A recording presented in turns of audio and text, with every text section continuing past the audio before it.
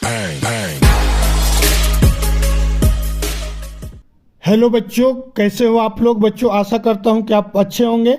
बच्चों आज हम आपके लिए कक्षा 10 के विज्ञान के वायरल मॉडल पेपर लेके आ गया हूं, जिसका पेपर 27 फरवरी को होने वाला है। अगर बच्चों इसको लास्ट तक वीडियो को देखते हो तो गारंटी के साथ कह सकता हूं कि आप 95% विज्ञान में उठा लोगे।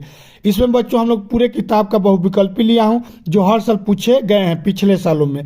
ठीक, इसके बाहर कुछ नहीं आएगा बच्चों। जो हमने इसमें लिखवाया हूँ उसके बाहर कुछ नहीं आने वाला है। इसमें बच्चों 6 नंबर में आने वाले सभी महत्वपूर्ण क्वेश्चन को हमने करवाया है। 6 नंबर में हमारे हर साल 3 क्वेश्चन पूछे जाते हैं। तीनों क्वेश्चन एक फिजिक्स से होते हैं, एक केमिस्ट्री से होते हैं और एक बायोलॉजी से होते हैं। पूछे 6 जाते हैं, उसमें से 3 करना रहता है। तो इन सभी क्वेश्चनों को हम यहाँ पर जो जो इम्पोर्टेंट है इस वीडियो में आपको करवाया हूँ। साथ में 4 नंबर में भी पूछे जाने वाले सभी महत्वपूर्ण क्वेश्चन को इसमें हल करवाया हूँ। 4 नंबर में बच्चों हमारे हर साल 8 क्वेश्चन पूछे जाते हैं।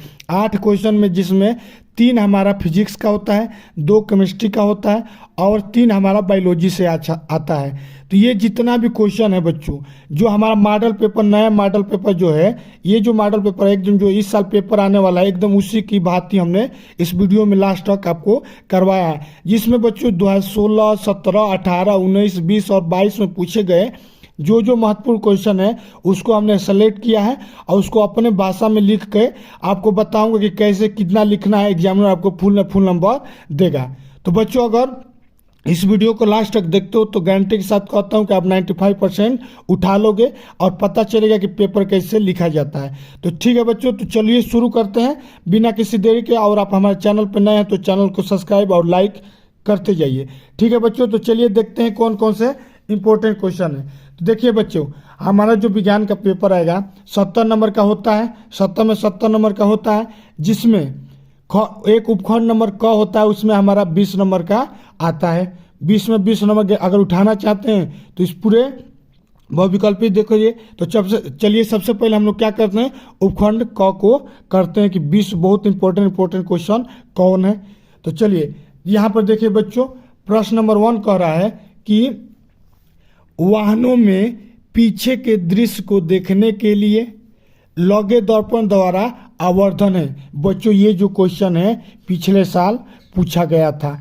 7 मॉडल सेट बनते हैं टोटल बच्चे। 7 मॉडल सेट में से हम जो जो इम्पोर्टेंट क्वेश्चन है वही हमने सेलेक्ट किया है, जो उसके भी पीछे साल आए हैं। ठीक है बच्चों, तो चलो बताओ इसका जल्दी से कमेंट करके इसका उत्तर क्या होगा।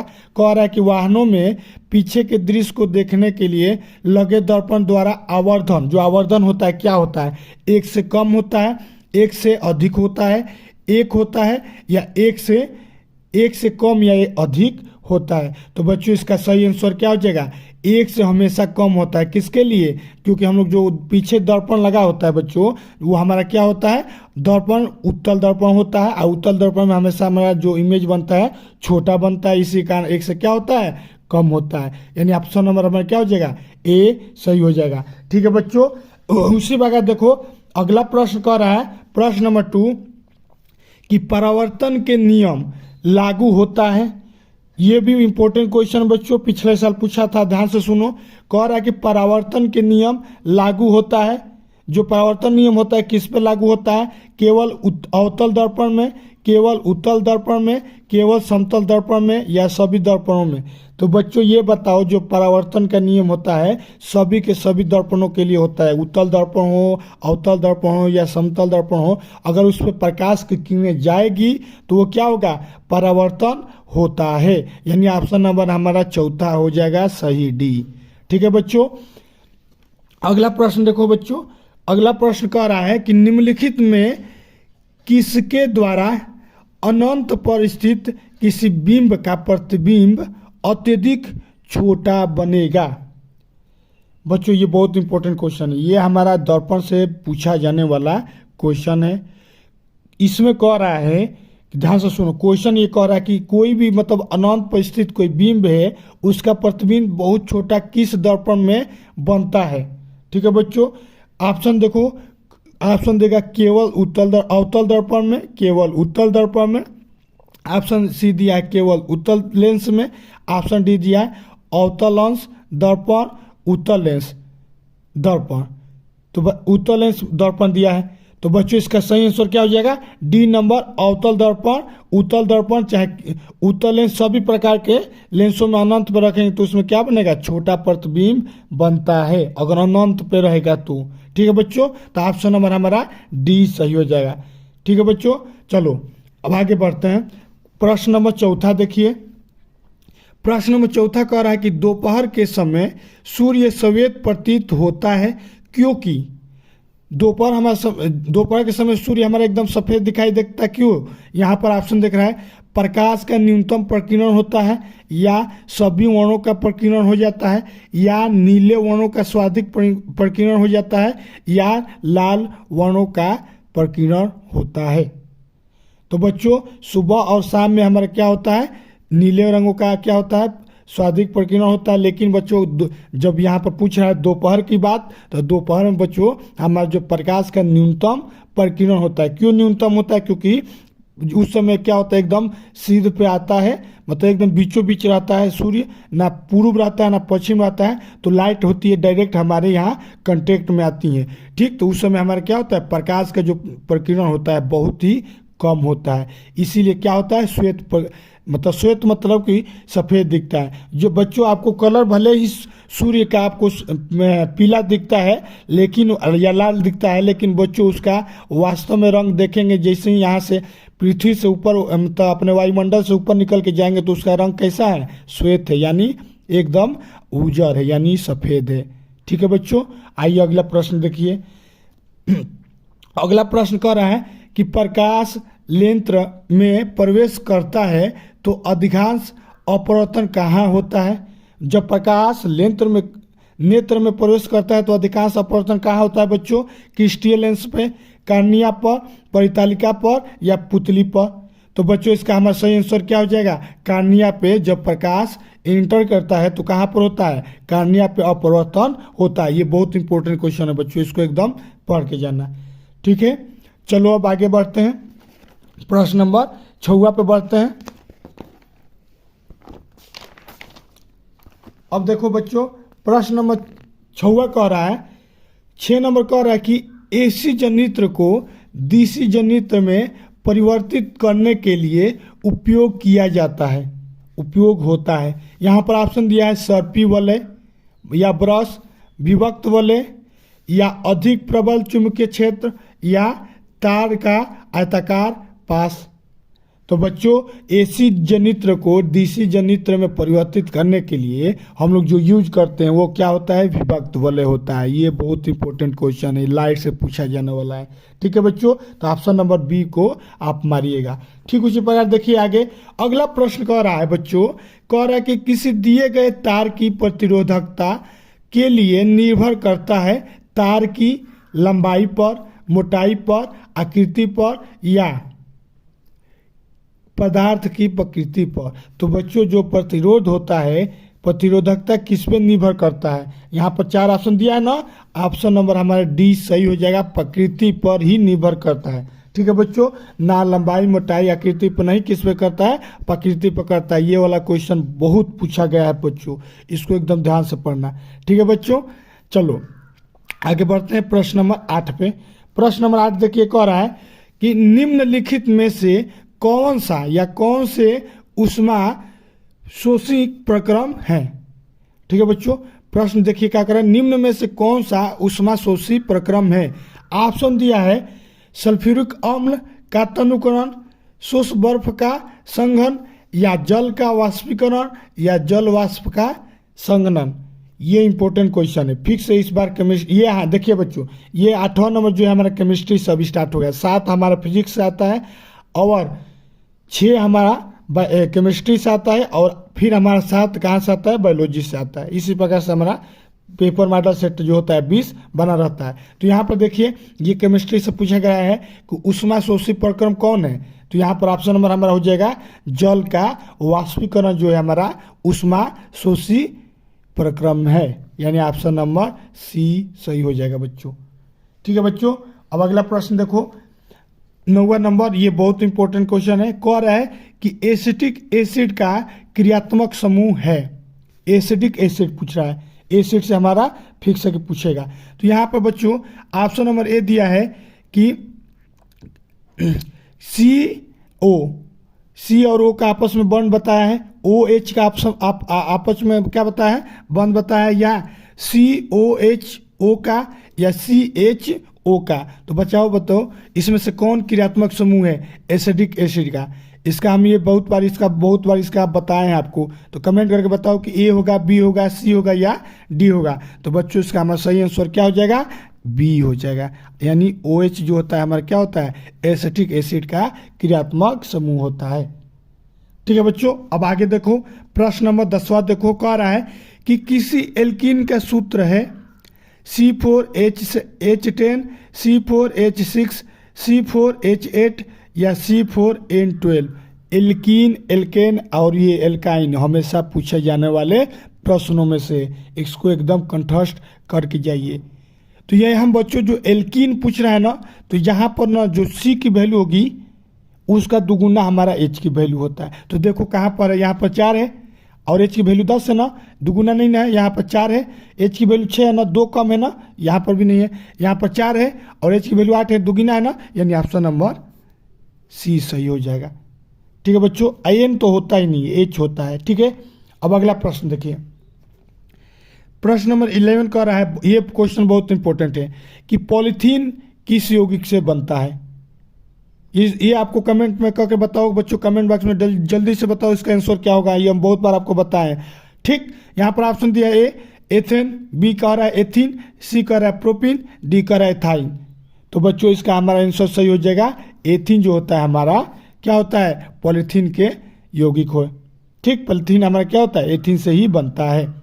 अब चलो बच्चों अगला प्रश्न नंबर 12 को देखते हैं। अब यहाँ पर देखो 12 नंबर कह रहा है कि एक त्रिकबंध वाले हाइड्रोकार्बन का सामान्य सूत्र है। ये त्रिकबंध द्विबंध हमेशा पूछे जाने प्रश्न है, ये पिछले साल पूछा गया है प्रश्न। तो देखो ध्यान से, ऑप्शन कह रहा है CnH2n+2, CnH2n, CnH2n-2, CnH2n+1।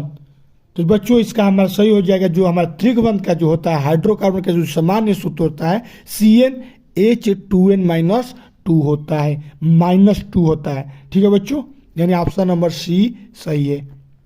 ठीक है बच्चों, अब अगला प्रश्न देखो कि 13 नंबर कह रहा है कि क्षार धातुएं हैं, मतलब इन 4 ऑप्शन दिया है, ये पिछले साल पूछा था कि इनमें से बताओ क्षार धातु कौन है। ऑप्शन दिया है beryllium, magnesium, calcium. B number पे दिया है बेरियम, एल्युमिनियम और ये क्या दिया है गेरिलियम। ठीक, उसी प्रकार सी नंबर दिया है लिथियम, सोडियम, पोटासियम और यहाँ पर दिया है कॉपर, सिल्वर और गोल्ड। ठीक है बच्चों, तो इसका हमारा सही आंसर क्या हो जाए, जल्दी कमेंट करके बताओ। क्षार धातुएं हमारे कौन कौन सी है, तो हमारे क्षार धातुएं जो होती हैं हमारा लिथियम, सोडियम और पोटासियम, यानी Li Na और K होता है, यानी ऑप्शन नंबर सी हमारा सही हो जाएगा। इसको एकदम कंठस्थ कर लीजिए कि लिनाक जो होता है हमारा क्षार धातुएं हैं, ऐसे याद कर दीजिएगा। ठीक, अब अगला देखिए, प्रश्न नंबर 14 कह रहा है कि दाएं नीले से अशुद्ध रुधिर किस अंग में चला जाता है। ऑप्शन दिया है फेफड़ों में, हृदय में, पाचन अंग से, त्वचा से। तो बच्चों हमारे दाएं नीले से जो अशुद्ध रुधिर होता है, अशुद्ध रुधिर जो हमारा कह रहा है किस अंग से चला जाता है, और रुधिर मतलब कि हमारा ब्लड जो ब्लड होता है किस अंग से चला जाता है, तो हमारा फेफड़ों से चला जाता है, यानी ऑप्शन नंबर ए सही हो जाएगा। ठीक है बच्चों, ये पिछले साल प्रश्न पूछा गया था। अब प्रश्न देखिए 15 नंबर कह रहा है कि रक्त का थक्का जमने के लिए आवश्यक है NaCl, थ्रोम्बिन, पोटासियम या कैल्शियम। तो बच्चों जल्दी से बताओ कि रक्त का थक्का जमने के लिए क्या आवश्यक है, तो हमारा ऑप्शन नंबर बी यानी थ्रोम्बिन होगा, यानी बी नंबर सही हो जाएगा। ठीक है बच्चों, चलो अब आगे बढ़ो। प्रश्न नंबर 16 देखो, ये कह रहा है कि विक्रोह का कार्य है श्वसन, परिवहन, उत्सर्जन या फुफ्फुस। तो बच्चों जो विक्र होता है, विक्र यानी लीवर, क्या होता है किडनी का किडनी का मेन कार्य क्या होता है? उत्सर्जन का काम होता है, यानी बी नंबर, यानी हमारा ऑप्शन नंबर बी सही है। यानी जो विक्र होता है हमारा, उसका मेनली काम क्या होता है? उत्सर्जन करना होता है। यानी किडनी का मेन काम क्या होता है? उत्सर्जन करना होता है मलमूत्र को। ठीक है बच्चों, ये बहुत बार पूछा जाने वाला इंपॉर्टेंट क्वेश्चन है। ठीक है, अब देखें, चलो आगे बढ़ते हैं। आगे हम लोग का कह रहा है कि प्रश्न नंबर 17 कह रहा है कि इंसुलिन हार्मोन बनाते हैं थायरॉक्सिन, गेरेक्स्टिन, ग्लूकोजन या एड्रीनलिन। तो बच्चों, जो इंसुलिन हार्मोन कौन बनाता है? ऑप्शन दिया है पहला नंबर, वही नहीं, थायरॉक्सिन जो होता है वही हमारा क्या होता है? इंसुलिन हार्मोन बनाता है। यानी ऑप्शन नंबर ए सही हो जाएगा बच्चों। ठीक, ये भी प्रश्न जो था पिछले साल पूछा गया था।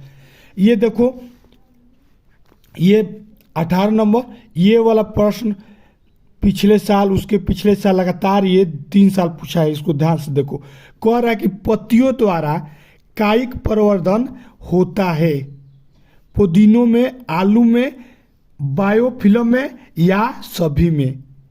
तो जो कायिक प्रवर्धन हमारा जो होता है पत्तियों में, वो किस में होता है बच्चों?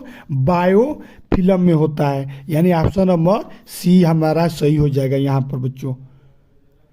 ठीक है बच्चों, अब आगे बढ़ते हैं। चलो, 19 नंबर कह रहा है कि खंडन द्वारा अलैंगिक जनन है अमीबा में, स्पाइरोगाइरा में, मांस में या ईस्ट में। तो बच्चों, इसका सही आंसर क्या होगा? जो खंडन द्वारा अलैंगिक जनन होता है हमारा स्पाइरोगाइरा होता है। यानी ऑप्शन नंबर बी सही हो जाएगा। जो अब अगला प्रश्न देखो, कह रहा है कि निषेचन के बाद फल में बदलता है। ऑप्शन दिया है बाह्यदल, पुंकेसर, अंडाशय और यहाँ पर दिया है बिंजासम। ठीक है बच्चों, तो इसका सही आंसर क्या होगा? जो निषेचन के बाद हमारा जो फल बदलता है वो हमारा होता है अंडाशय। यानी ऑप्शन नंबर सी सही हो जाएगा। ठीक है बच्चों, तो ये जो हमने 20 बहुविकल्पी बताया, ये पिछले साल पूछा गया प्रश्न है। अगर इसको ध्यान से पढ़ोगे तो गारंटी के साथ कह रहा हूँ कि इस साल भी इसमें से आएगा, तो आराम से आप कर लोगे। अब आओ देखते हैं खंड नंबर ब में पूछे जाने वाले सभी लिखित प्रश्नों को। ठीक, तो यहाँ पर देखिए बच्चों, सबसे पहले देखते हैं खंड ब के। देखिए, खंड ब में 3 हमारा खंड उपखंड होता है। एक केमिस्ट्री का होता है, एक फिजिक्स का होता है, एक बायोलॉजी का होता है। तो यहाँ पर सबसे पहले उपखंड क पढ़ेंगे, जिसमें हमारा फिजिक्स से पूछा जाता है। तो देखो बच्चों, कितना नंबर का पूछा जाता है? 18 नंबर का यहाँ से पूछा जाता है। 18 नंबर में 4 नंबर के 3 प्रश्न आएंगे, यानी 12 नंबर कहाँ से आ जाएंगे? 4 नंबर वाले प्रश्न से। और 6 नंबर वाले एक प्रश्न आएंगे, वो कहाँ से आ जाएंगे? 6 नंबर वाले कितना प्रश्न आएंगे? एक, वो आएंगे फिजिक्स से। ठीक, तो यानी टोटल हमारा 12 और 6 18 नंबर हो जाएगा। ठीक है बच्चों, तो आओ देखो कि कौन कौन से प्रश्न पिछले सालों पूछे गए आपके लिए महत्वपूर्ण है। तो सबसे पहले क्या होता है? 4 नंबर का आता है। तो ये 4 नंबर का देखिए प्रश्न कह रहा है कि गोलीय दर्पणों द्वारा परावर्तन के लिए चिन्ह परिपाटी लिखिए। ये प्रश्न पिछले साल बहुत इंपॉर्टेंट है। ये क्वेश्चन एकदम पढ़ के जाइए कि चिन्ह परिपाटी गोलीय दर्पणों के लिए कैसे बनाया जाता है। ये प्रश्न हमारा बहुत बार पूछा गया है। तो चलिए देखते हैं इसका उत्तर क्या होगा बच्चों।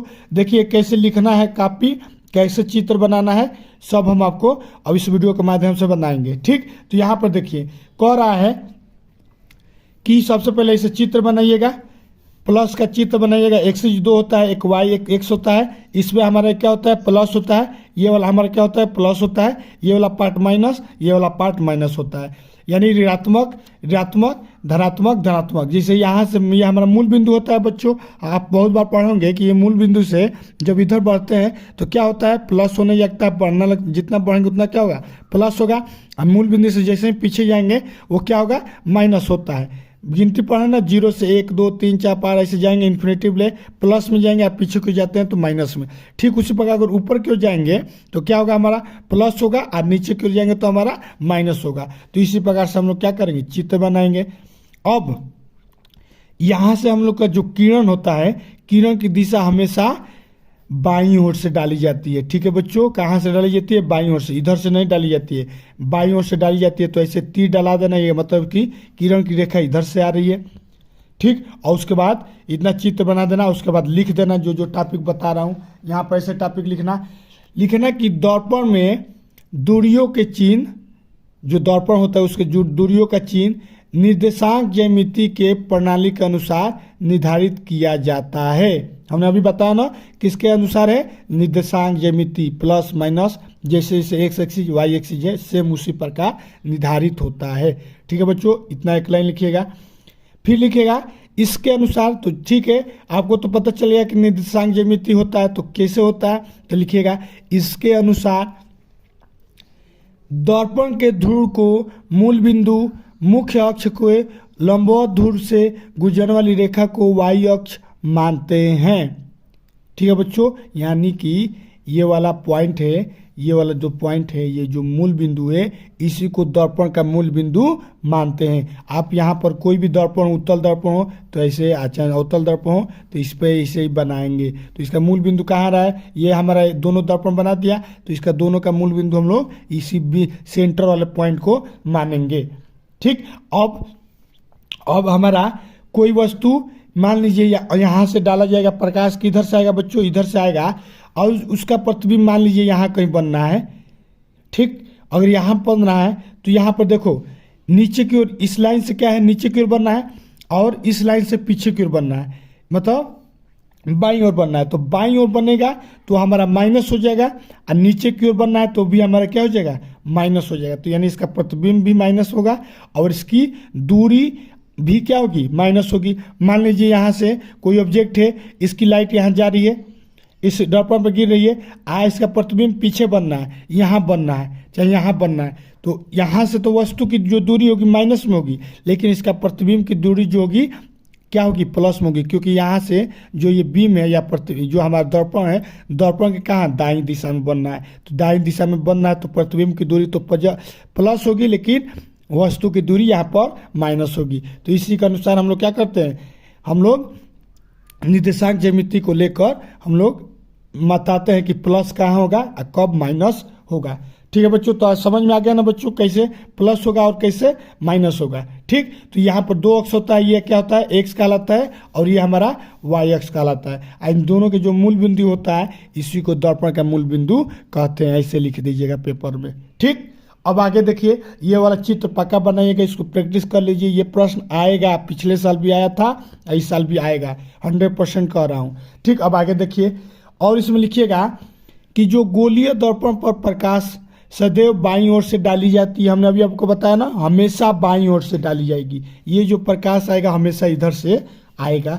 उसी प्रकार सेकेंड पॉइंट लिखिएगा कि समस्त दूरियां दर्पण के ध्रुव से मुख्य अक्ष के अनुदिश मापा जाता है। ठीक है बच्चों, सभी जो दूरियां होती है कहाँ से नापा जाता है, समतल के कहाँ, यहाँ से ध्रुव के अनुदिश नापा जाता है। ये ध्रुव है ना, इसी से कोई भी दूरी नापना होगा तो इसी के ध्रुव से हम लोग क्या करेंगे, नापेंगे। ठीक, अगला एक और पॉइंट लिख दिया कि हमने अभी जो बताया उसी को ऐसे लिखिएगा कि दर्पण की बाईं ओर ऋणात्मक और दर्पण की दाईं ओर धनात्मक होता है। हमने बताया ना, यहाँ देखिए ये हमारा है, ये हमारा मूल बिंदु का वाई अक्ष है, इसके इधर जाएंगे तो ऋणात्मक और उधर जाएंगे तो धनात्मक, यानी बाईं ओर जाएंगे तो ऋणात्मक हो जाएगा, दाईं ओर जाएंगे तो धनात्मक हो जाएगा। ठीक, तो बच्चों ये हमारा जो प्रश्न कितना नंबर में आएगा, 4 नंबर में आएगा। और आशा करता हूँ कि अगर ये अब प्रश्न आएगा तो तुम आराम से कर लोगे। तो कमेंट करके बताओ कि ये टॉपिक आपको समझ में आ गया। ठीक, अब अगला प्रश्न देखो, 4 नंबर का हमारा टोटल कितना प्रश्न आएगा, 3 प्रश्न आएगा। तो अगला प्रश्न पे चलते हैं। ठीक है बच्चों, तो चलो अगला प्रश्न देखो क्या कह रहा है। अगला प्रश्न कह रहा है, ये सभी जो प्रश्न पिछले साल पूछे गए हैं। ठीक, अब अगला प्रश्न कह रहा है कि वायुमंडल में अपवर्तन किस प्रकार होता है तथा तारे क्यों टिमटिमाते हैं। ठीक है बच्चों, अच्छा बताओ तारे जो होते हैं हमारे क्यों टिमटिमाते हैं, चाहे वायुमंडल में अपवर्तन किस प्रकार होता है, यही प्रश्न है, फिक्स है कि पूछेगा, चाहे पूछेगा कि अपवर्तन क्या है बताओ। तो ये कैसे लिखना है, ध्यान से सुनो। हर हम सवाल का हम क्या करेंगे, आपको प्रश्न पक्का बताने वाले हैं। तो लिखिएगा उत्तर में लिखिएगा कि जब किसी एक माध्यम में चलता हुआ प्रकाश किसी दूसरे माध्यम में जो पारदर्शी होता है तो आपतित किरण का कुछ अंश पहले माध्यम में वापस लौट जाता है, जिसे क्या कहते हैं? प्रकाश का परावर्तन कहते हैं। बच्चों, जब कोई भी माध्यम होता है, इसको पहले समझ लो चित्र से। ये हमारा कोई माध्यम है, देख, ये वाला माध्यम 1 है, ये वाला माध्यम 2 है। कहने का मतलब है ना कि ये गिलास है, ये वाला गिलास का क्या है?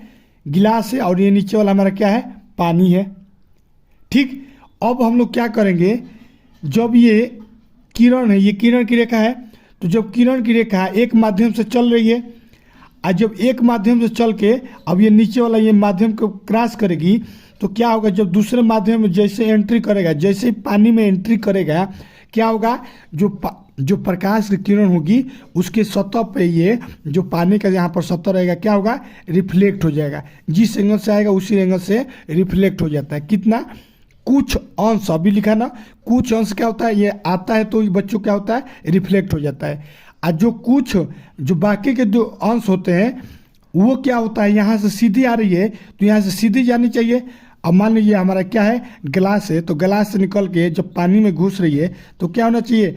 सीधी इसको निकल जाना चाहिए। लेकिन ये सीधी ना होकर क्या होता है? अपने रास्ते से विचलन हो जाती है, थोड़ा सा नीचे की ओर या थोड़ा सा ऊपर की ओर, ऐसे की ओर चली जाती है। तो इस मेथड को हम लोग कहते हैं अपरिवर्तन। और जो ऊपर से सतह पे आते ही टकरा के वापस चला जाता है उसको कहते हैं परावर्तन।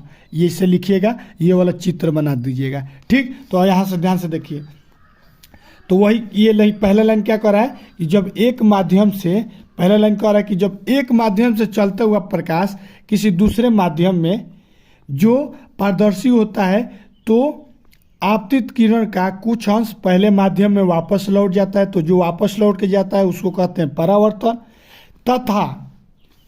तथा दूसरा अंश जो दूसरे माध्यम में अपने मार्ग में विचलित होकर गमन करता है, तो उस विचलन को ही प्रकाश का अपवर्तन कहते हैं। अभी बताया ना, जो विचलन होता है उसी को क्या कहते हैं? प्रकाश का अपवर्तन कहते हैं। ठीक है बच्चों, अब बताओ, अब हमारा जो वायुमंडल है, वायुमंडल में अलग अलग क्या है? हवा जो होता है, अलग अलग लेवल के लेयर होते हैं हवा का। ठीक, तो वहाँ पर क्या हो गया? एक मंडल, यहाँ पर ये क्या, देखिए ध्यान से देखो, यहाँ पर ये लेयर बन गया हवाओं की। ये क्या है? लेयर है। ये हमारा सन है, क्या है? सन है। और विभिन्न प्रकार के ये क्या है? सब ताराएं हैं।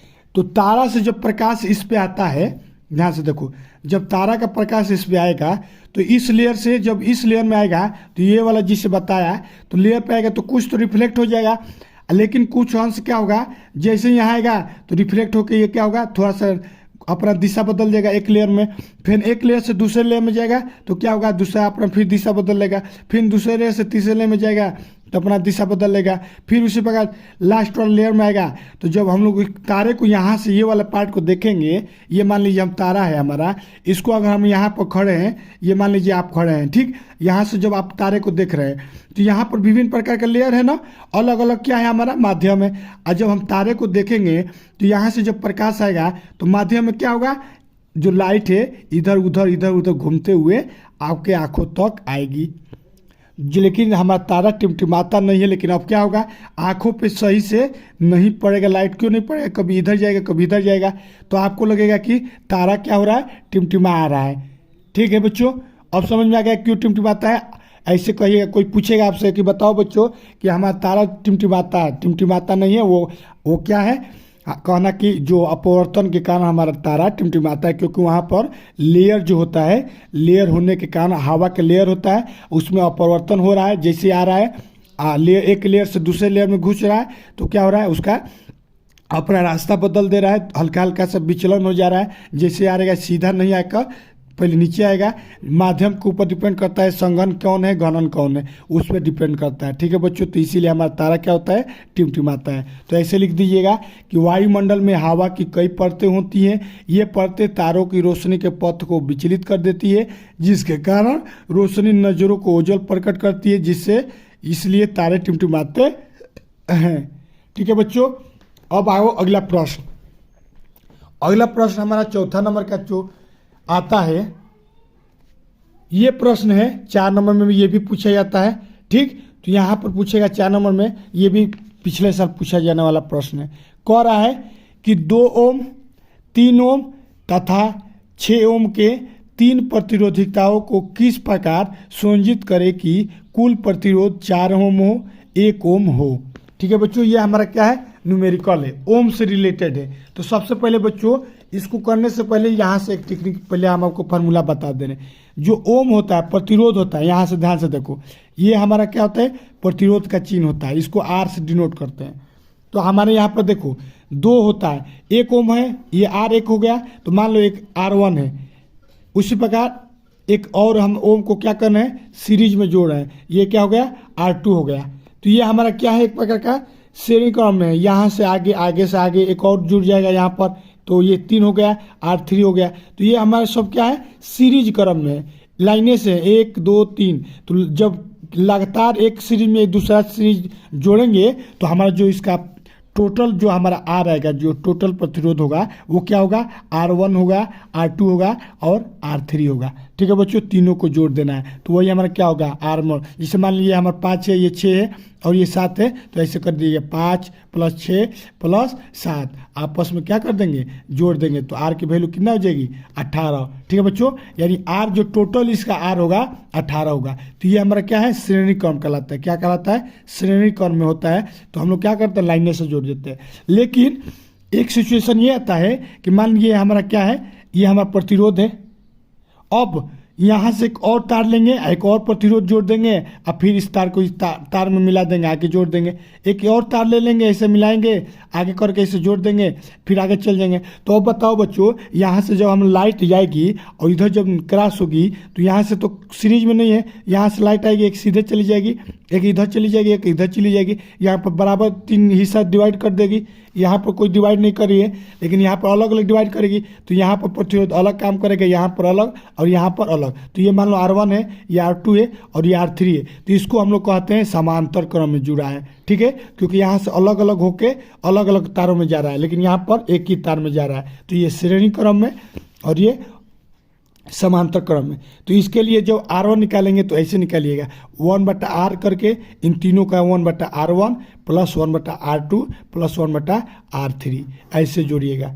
ठीक, तो ऐसे जोड़ेंगे तो क्या होगा, तो यहाँ पर देखिए, मान लीजिए ये 1 है, ये 2 है और ये क्या है, ये मान लीजिए 3 है। यहाँ हमारा ये क्या है, 2 है, 3 है, 6 है। तो इसको कैसे लिखेंगे, 1/R, 1/2, 1/3, 1/6। इन तीनों का लसा ले लेंगे 6, तो ये हो जाएगा 3 2 1 यानी 6/6। ये क्या हो जाएगा, 1/R यानी 1/1, यानी आर की वैल्यू क्या हो जाएगी, आपस में क्रॉस गुना कराएंगे तो 1 हो जाएगी। यानी 1 ओम क्या करेगा, यहाँ पर 1 ही ओम काम करेगा। यहाँ पर भले 2 है, 1 है, लेकिन टोटल जो ओम होगा हमारा क्या होगा, 1 ओम होगा। 2 3 6 है, लेकिन उसका वैल्यू क्या हो जाएगा, 1 ओम के बराबर हो जाएगा। तो इसमें क्या होता है, कम हो जाता है, इसमें प्रतिरोध ज़्यादा काम कराने के लिए किया जाता है। यहाँ पर 18 हो जा रहा है, यहाँ पर कितना हो जा रहा है, यहाँ पर 2 दिख रहा है आपको, 3 दिख रहा है, यहाँ पर 6 दिख रहा है, लेकिन जब टोटल जोड़ रहे हैं तो कितना हो जा रहा है, 1 ओम हो जा रहा है। यानी सीरीज समांतर क्रम से जोड़ने पे हमारा क्या होता है, प्रतिरोध का वैल्यू घट जाता है। तो इसके यही वाला सवाल कर रहा है कि 2 ओम है, 3 ओम है, 6 ओम है, तो इसको कैसे जोड़ा जाए, कि सीरीज में जोड़ा जाए कि ओम में जोड़ा जाए, कि एक 4 ओम आए, एक 1 ओम आए। तो हमने 1 ओम वाला तो आपको बता ही दिया। तो देखो ध्यान से, सबसे पहले क्या दिया है, मान लेंगे R1 2 है, R2 को 3 मान लो, R3 को 6 ओम मान लो। अब लिखना 4 ओम लाने के लिए क्या लिखोगे, 4 ओम लाने के लिए देखो ऐसे जोड़ना। यहाँ पर क्या करना, सबसे पहले A से स्टार्ट हो रहा है, हमारे यहाँ से लाइन जा रहा है। अब यहाँ से 2 को डिवाइड कर देना, 1 को 3 में कर देना है, 1 को 6 में कर देना है। ठीक है बच्चों, हमने बताया ना। अब ये कौन क्रम हो गया, हमारा समांतर क्रम हो गया। अब यहाँ तक 1 2 आपस में जुड़ गया, क्योंकि हमको टोटल लाना है 4। अब यहाँ से आगे कर देना 2 ओम का, 2 ओम को जोड़ दोगे तो हमारा कितना आ जाएगा, 4 वैल्यू आ जाएगा। इसको एकदम कंट्रास्ट कर लो कि 4 ओम लाने के लिए 2 3 और 6 देगा, तो ऐसे ही जोड़ा जाएगा। अब देखो वैल्यू निकाल के देखो, तो ये वाला पार्ट में देखो समांतर क्रम है ना, 3 और 6, तो कैसे जुड़ेगा, 1/3 और ये 1/6 आपस में जुड़ेगा ना। तो इन दोनों का ओम कितना हो जाएगा, 1/3 + 1/6, यानी कि 2 प्लस इन दोनों का लसन ले लीजिए, तो 2 + 3 यानी 1/2, यानी इसकी वैल्यू क्या हो जाएगी, आर इन टोटल वैल्यू क्या हो जाएगा, 2 है तो ऊपर चला जाएगा, तो क्या हो जाएगा, R0 की वैल्यू हो जाएगी 2। समझ में आ रहा है ना बच्चों? देखिए, अरे 2 को हमने क्या कर दिया, समांतर क्रम में जोड़ दिया, 1 को 2, क्योंकि हमको टोटल वैल्यू लाना है 4। अब बच्चों टोटल जो वैल्यू होगी हमारी, अब यहाँ पर क्या होगी, R1। अब इसका वैल्यू कितना आया, 2, और यहाँ पर 2, आपस में अब क्या हो जाएंगे, समांतर क्रम हो जाएंगे, तो 2 और 2 4 हो जाएंगे, तो जोड़ देंगे तो क्या हो जाएगा, 2 और 2 4, आंसर लिख दीजिएगा। अब R1 के लिए, R1 मतलब 1 ओम को लाना है। अगर आपको 1 ओम की जरूरत है प्रतिरोध की, तो अब क्या करेंगे, यही 3 रहेगा प्रतिरोध, उसको क्या करेंगे हम लोग समांतर क्रम में तीनों को लाइन से जोड़ देंगे, और जोड़ेंगे तो क्या हो जाएगा, 1 ओम प्राप्त होगा। कैसे, 1/R1 plus 1/R2 plus 1/R3 का जो फॉर्मूला होता है उसमें पुट करके देखिए तो क्या हो जाएगा, 1/2 plus 1/3 plus 1/6 equal to 3 2 1 equal बटा में 6, यानी 6 से 6 चला जाएगा तो हमारा R की वैल्यू 1 हो जाएगा। ठीक है बच्चों, तो अगर आशा करता हूँ कि अब इस प्रकार का प्रश्न आएगा तो आपका कोई डाउट नहीं होगा। ठीक, अब अगला प्रश्न देखते हैं और कौन। अब ये 4 नंबर का हमने तीनों बता दिया, अब एक आएगा 6 नंबर का, फिजिक्स से पूछा जाता है, वो देखो कौन सा इंपॉर्टेंट क्वेश्चन है। अब ये अगला प्रश्न दिया है, अगला प्रश्न कह रहा है कि विद्युत मोटर का सिद्धांत व कार्यविधि बताइए। तो बच्चों ये जो प्रश्न है फिक्स है कि पूछा जाएगा, विद्युत मोटर पूछेगा जाएगा, नहीं तो विद्युत जनित्र पूछा जाता है। तो हमने विद्युत जनित्र पर आपको कब वीडियो बना दिया है, तो यहाँ पर हम बताएंगे विद्युत मोटर क्या होता है।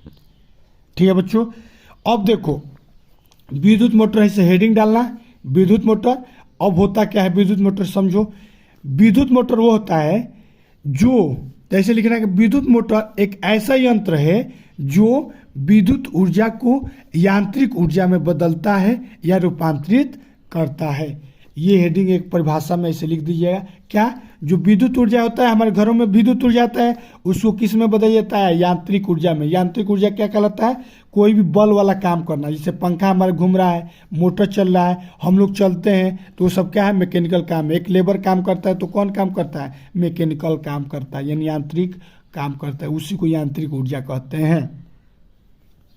ठीक है बच्चों, तो देखो सबसे पहले चित्र तो हम आपको बता दे रहे हैं कैसे बनाना है। विद्युत मोटर पूछेगा तो देखो विद्युत मोटर होता क्या है, जो घरों में हमारी बिजली आता है, तो बिजली आता है तो वो कौन ऊर्जा होता है, विद्युत ऊर्जा होता है।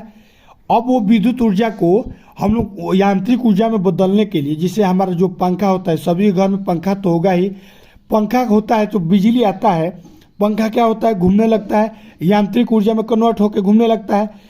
तो आखिर पंखा घूमता कैसे, उसमें उसी को हम लोग वही क्या कहता है, पंखे में विद्युत मोटर लगा होता है, वही क्या करता है, पंखे को घुमाता है। कैसे घुमाता है, तो समझो कि ये हमारा एक प्रकार का जो पंखा है, यही हमारा विद्युत मोटर है। इसको समझना कैसे पंखा घूमता है, या तुम्हारा टुल्लू तुम्हारे घर में होगा पानी वाला, वो कैसे काम करता है। तो देखो एक चुंबक होता है, एन होता है, एक होता है एस। ठीक, चित्र यही वाला बनाना, एक एन चुंबक होता है, एक एस चुंबक होता है, और एक हमारा ये होता है कुंडली, जिसको कहते हैं आर्मेचर। चुंबक आर्मेचर, एक होता है हमारा वलय, विद्युत वलय होता है, और यह हमारा क्या है, ये वाला प्लस माइनस बैटरी कहलाता है। क्या कहलाता है, बैटरी कहलाता है। ठीक, यहाँ से लाइन दिया जाता है, जब लाइन इस कुंडली में देंगे तो इसमें धारा प्रवाहित होगी। जो आप घर में क्या होगा, जब स्विच ऑन करते हैं तो तारों के माध्यम से कहाँ जाता है, लाइट पंखे में जाता है, तो पंखे में लगा रहता है आर्मेचर। ठीक है बच्चों, तो ये हमारा क्या है, तारों का एक कुंडली बना होता है। कैसा कुंडली, आयताकार कुंडली। अब जब इसमें धारा देते हैं, इस कुंडली में आई का मान जब इसे धारा देंगे, तो जब इसमें धारा देंगे तो अगर कुंडली में क्या होता है, एक कुंडली जो होता है अगर उसमें धारा दिया जाए तो वो चुंबक की भांति काम करता है, उसमें चुंबकीय द्विध्रुव उत्पन्न हो जाता है। अब इसमें चुंबकीय द्विध्रुव उत्पन्न होने के कारण, अब बताओ इसमें चुंबकीय द्विध्रुव उत्पन्न होगा, और यहाँ क्या है, एन है, और ये हमारा क्या है, चुंबक ऑलरेडी है। तो ये बताओ बच्चों, दो चुंबक को आपस में जब पास में लाते हैं तो देखोगे या तो पर्दे चिपक जाएगा, यानी तो पर्दे आपस में क्या होगा, वो आपस से ठेलने लगता है। कितना भी चिपकाओगे तो नहीं चिपकेगा। ये वाला कि गेम बहुत आप स्कूल में खेले होंगे कि दो चुंबक को जैसे जैसे खूब बल लगा के चिपकाते हो, चिपकता ही नहीं होगा। एक होता है कि पर्दे उसको पलटोगे तो चिपक जाएगा। तो देखो जो नॉर्थ पोल होता है एन और एस को आपस में ऐसे चिपकाओगे ना तो पट जैसे चिपक जाएगा। और एन को एन के साथ जोड़ोगे, एन का इसका और एक ये चुंबक है, इसको एस वाले पार्ट को आपस में जो जोड़ोगे तो वो कभी मतलब एन और एन को सेम एक ही रहेगा, उसको आपस में जोड़ोगे तो क्या होगा, ठेलेगा एक दूसरे को। यानी कि एस एस को ठेलेगा, एन एन को ठेलेगा, लेकिन एन जहाँ एस को पाएगा पट जे चिपक जाएगा। ठीक है बच्चों, तो वही काम करता है। अब इसमें क्या बन गया बच्चों, तो कुंडली में हमने लाइट दिया। अब कुंडली में लाइट देने के बाद इसमें बन गया हमारा धारा, इसमें हमारा बन गया चुंबक, क्योंकि हमारे कुंडली चुंबक के भांति काम करता है। और ऑलरेडी हमने यहाँ पर चुंबक लगाया हुआ है। अब इसमें चुंबकीय द्विध्रुव पैदा हो गया, तो अब क्या करेगा, इधर जो पैदा होगा क्या होगा, एन पैदा होगा, और इधर जो पैदा होगा हमारा क्या होगा, एस पैदा होगा। चुंबक जो होता है ऐसे ही काम करता है, दिशा के फ्लेमिंग के बाएं हाथ के नियम से काम करता है। तो अब क्या करेगा, एन क्या होगा, इसको कुंडली को घुमा देगा, क्योंकि इसमें क्या है, द्विध्रुव उत्पन्न हुआ है। ये क्या होगा, आपस में ठेल देगा। एन है, एन को क्या करेगा, ठेल देगा इससे एन की ओर। अब इधर एन हुए तो इधर आ जाएगा, एस क्या करेगा, एन को खींच लेगा, और इधर के जो एस से ठेल देगा तो इधर आ जाएगा। तो कुंडली क्या हो गया, हमारा घूम गया। अब घूमने के बाद क्या हुआ बच्चों, अब तो एक बार घूम गया, जब एन यहाँ का इधर आ गया, एस इधर का इधर आ गया, तो आपस में अब तो चिपके रह जाएंगे, अब तो वो नहीं ना हिलेंगे। तो अब 180 एंगल तो घूम गया। अब 180 से क्या करेंगे, 0 से 180 घूमने के लिए क्या हुआ, हमने बिजली दिया, हमको टोटल कितने घुमाना है, 360 घुमाना है। अब हम लोग क्या करेंगे ना, अब ये धारा हम लोग इधर से दे रहे हैं ना, अब हम लोग धारा इधर से दे देंगे, तो अब इसका चुंबक का मान उल्टा हो जाएगा। अब इधर हमारा पैदा हो जाएगा एस, फिर इधर पैदा हो जाएगा एन, चुंबक फिर उल्टा बदल जाएगा कि नहीं, इस ध्रुव में जब इसकी धारा की दिशा बदल देंगे तो फ्लेमिंग के बाएं हाथ के नियम से। तो अब क्या होगा, इधर घूम रहा था, अब इसकी फिर दिशा बदल जाएगी तो फिर इसको ठेल देंगे। तो ऐसे ही बार बार कैसे कैसे, एक बार 0 से 180, फिर 180 से 360, बार बार हम लोग धारा का मान बदलते रहेंगे। ये जो कुंडली है आपस में क्या होगा, घूमता रहेगा, ये दो चुंबक रहेगा, इसको ठेल ठेल के घुमाता रहेगा। तो इसी प्रकार क्या होता है, चुंबकीय बल इसमें पैदा होता है, वो लगातार इसमें घुमाता रहता है। तो घरों में जो हमारी पंखा है उसमें जब लाइन देते हैं तो उसमें चुंबक ऑलरेडी हमारा पंखे में लगा रहता है किनारे किनारे, और इसमें जब लाइन देते हैं कुंडली बीच में लगा होता है, तारों का वाइंडिंग जो होता है आयताकार आकार का होता है, जो उसमें लाइन देते हैं तो उसमें चुंबक बनता है, उसको ठेल ठेल के घुमाता है, तो वही यांत्रिक ऊर्जा में कन्वर्ट हो जाता है। ठीक है बच्चों, आज आशा करता हूँ कि आपको समझ में आ गया चित्र से। अब देखिए कैसे लिखेंगे, तो लिखना अब सभी लिख देंगे, हम तो समझा दें तो बच्चे लिख लेंगे, लेकिन आपको बता दे रहा हूँ कैसे कैसे लिखिएगा सिद्धांत में कि जब तारों की बनी कुंडली PQRS में धारा प्रवाहित की जाती है तो एक चुंबकीय द्विध्रुव की भांति कार्य करता है। ये वाला लाइन हमने बताया ना कि कुंडली होता है PQRS, उसमें जब धारा प्रवाहित करोगे तो क्या होगा, चुंबकीय द्विध्रुव पैदा होगा। अब यदि उस कुंडली को चुंबकीय क्षेत्र में रख दिया जाए, हमने बताया ना दोनों चुंबक रख देंगे तो वो क्या होगा, वह चुंबक के आकर्षण में घूमने लगेगा। वही लिखना है जो बोला हूँ। अब आगे देखिए, कह रहा है कि कुंडली में धारा का मान 0 से 180 हमने बताया ना पर बदल दी जाती है ताकि उसमें द्विध्रुव की दिशा बदल जाए। अब वो दिशा बदल जाएगी तो फिर घूमने लगेगा, 180 से 60 फिर घूमने लगता है। इस प्रकार हमारा क्या होता है, कार्य करता है। ठीक है बच्चों, रचना में लिखिएगा। रचना इसका पूछता है कि रचना बताओ। तो विद्युत मोटर में निम्न भाग पाए जाते हैं। कौन कौन भाग पाए जाते हैं, मेनली 3 होते हैं, हमने बताया। कुंडली जो होता है उसको आर्मेचर कहते हैं, एक होता है क्षेत्र चुंबन, एक होता है विभक्त वलय। तो यहाँ पर देखो 3 ऑप्शन में दिया है, चुंबन, ये हो गया आर्मेचर और ये हो गया हमारा वलय। वलय का काम ये है कि ये जो दिशा हमको बदलना है ना बार बार, 180 0 से 180 180 से 360 हमको इसको दिशा लगातार बदलना है, तो हम लोग क्या करेंगे, दिशा बदलेंगे। ठीक है बच्चों, तो ऐसा अगर इस वीडियो को लास्ट तक ऐसे ही देखते रहोगे तो गारंटी के साथ कर रहा हूँ जो पढ़ा रहा हूँ यही आएगा। एकदम समझा कर आपको पढ़ा रहा हूँ कि आराम से तुम कर लोगे। तो यहाँ पर तीनों लिख देना कि आर्मेचर क्या है, ये कुंडली है, तो लिखना कि ये तांबे के पतले तार होते हैं जिसमें हम लोग क्या करते हैं, इसके आयताकार आकृति होती है और ये घूम सकता है। यही ना घूमता है, पंखों में यही लगा होता है, आर्मेचर ही हमको घुमाता है। फिर लिखना क्षेत्र चुंबन। अगला पॉइंट लिखना क्षेत्र चुंबन, ये क्या होता है, यह शक्तिशाली अस्थायी चुंबक होता है। अस्थायी ये मूव नहीं करता है, जिसके 2 ध्रुव होते हैं, N ध्रुव और S ध्रुव। अब आगे लिखिएगा विभक्त वलय पूछता है पेपर में कि विभक्त वलय का काम बताओ, तो लिख देना कि यह दो अर्ध वृत्ताकार वलय होता है। वलय का मतलब बच्चों की रिंग, गोला, जो आप काड़ा वाड़ा पहनते हैं तो क्या है, गोला है, वलय है, उसी को वलय कहते हैं। तो वलय आकार का क्या होता है, विभक्त वलय होता है। दोनों सिरे एक एक अर्ध वलय से जुड़े होते हैं तथा ग्रेफाइट के टुकड़े को स्पर्श करते हैं। ठीक है बच्चों, इतना लिख देंगे। दोनों जो क्या होता है, एक आधा आधा गोला क्या होता है, जो रिंग होता है, गोला रिंग होता है, उसको काट दीजिए आधा आधा काट देंगे तो एक ऐसा आकृति का बनेगा, एक ऐसा आकृति का बनेगा। ये दोनों ही क्या लगाते हैं, यहाँ पर लगे रहते हैं। इसमें एक में एक कुंडली का तार, एक में एक कुंडली का तार। यहाँ पर देखिए दो वाले है ना, यहाँ से एक में जा रहा है एक में आ रहा है, तो एक में एक वाले में ये जाने वाला, एक में आने वाला लगा रहता है। ठीक, और दोनों क्या करता है, जब घूमता है तो दोनों को स्पर्श करता हुआ ब्रश की सहायता से घूमता रहता है। ठीक है बच्चों, तो इतना लिख दीजिएगा। अब बताइए कार्य विधि में क्या लिखेंगे, इतना बस कार्य विधि में लिख देंगे, आपको एग्जामिनर 6 में 6 नंबर दे देगा। और जो हम चित्र बताएं उसको बना दीजिएगा। तो चित्र में लिखिएगा कार्य विधि में कि जब मोटर के आर्मेचर में, आर्मेचर हमने बताया क्या है, तो कुंडली है, तो लिखिएगा ऐसे लिखिएगा कि जब मोटर के आर्मेचर में बैटरी से ब्रश तथा विभव के खंडों से धारा को प्रवाहित की जाती है तो चुंबकीय क्षेत्र उत्पन्न होता है। उत्पन्न होने के कारण आघूर्ण उत्पन्न होता है तथा कुंडली घूमने लगती है। वलय का काम कुंडली की धारा की दिशा में बदलना होता है। अवलय का जो काम होता है कुंडली की धारा को बदलना रहता है और हमारा कुंडली घूमने लगता है। ठीक है बच्चों, तो आशा करता हूँ कि आप विद्युत मोटर के बारे में सही से समझ गए होंगे। अब आइए, अब हम लोग देखेंगे केमिस्ट्री के महत्वपूर्ण सवाल जो हमारे बोर्ड में पूछा जाता है। अब हमारा जो यहाँ पर है उपखंड नंबर क है। उपखंड नंबर ख से हमारा कितने नंबर का आता है, 14 नंबर का आता है। तो ये जो 14 नंबर का हम आपको बताने वाले हैं, अगर इसको पढ़ लोगे तो आराम से कर ले जाओगे। अब यहाँ पर देखो कह रहा है कि 4 नंबर का 2 प्रश्न आता है, 8 नंबर का यानी हो गया टोटल, और 1 नंबर का एक सवाल हमारा आता है 6 नंबर का, यानी 6 नंबर यहाँ से हो गया, यानी 8, 6, 14 नंबर हमारा टोटल केमिस्ट्री से पूछा जाता है। तो इसमें हम आपको बताएंगे केमिस्ट्री के बहुत ही महत्वपूर्ण सवाल कि कौन कौन महत्वपूर्ण सवाल है।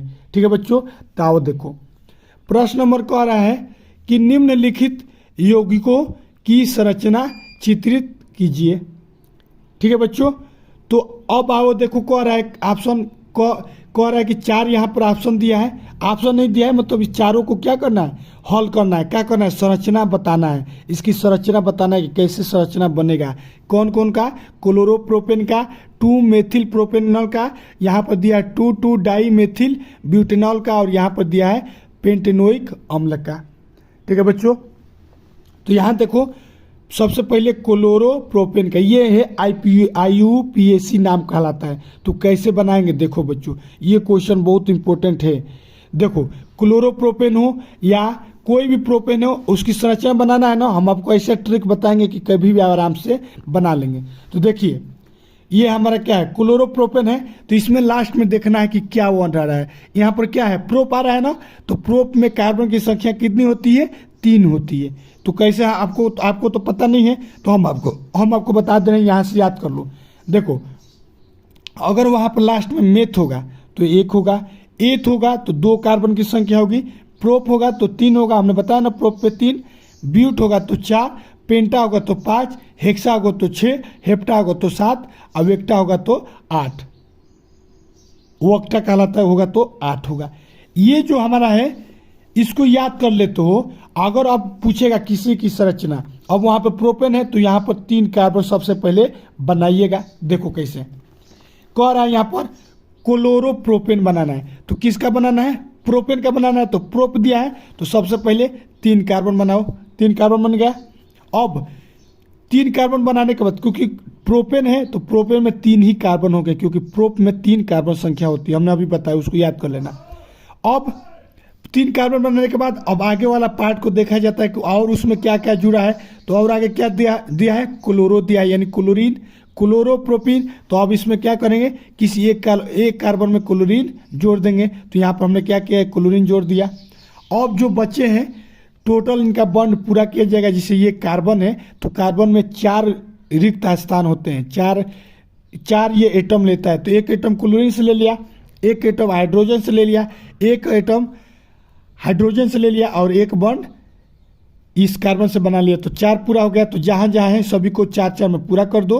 तो ये एच एच एच एच लिख के सभी में जहाँ कुल 4 होना चाहिए, 1 2 3 4, इस कार्बन के 4 हैं, 1 2 3 4, इस कार्बन के 1 2 3 4, तो सभी के 4 4 पूरा कर दोगे। इस प्रकार से हमारा क्या हो जाएगा, बना देना।